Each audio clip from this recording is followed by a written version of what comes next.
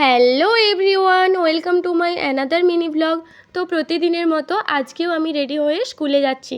আর স্কুলে গিয়ে দেখি সম্প্রীতি আমাদের সবার জন্য পেয়ারা নিয়ে এসছে। আর পেয়ারা খেতে আমি আর সঙ্গীতা খুবই ভালোবাসি। সেই জন্য স্টাফ রুমে স্যার ছিল না দেখে আমরা একটুখানি পেয়ারা খেয়ে নিয়ে তারপর ক্লাসে যাচ্ছি।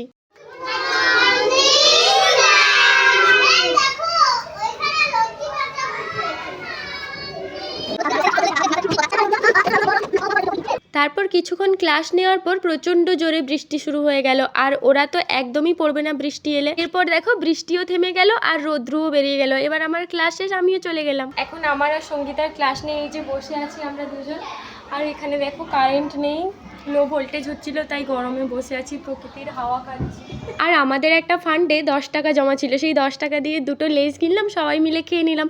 তোমাদের মিনি ব্লগটা কেমন লাগলো কমেন্টে জানিও, আর ভালো লাগলে লাইক করে দিও। টাটা।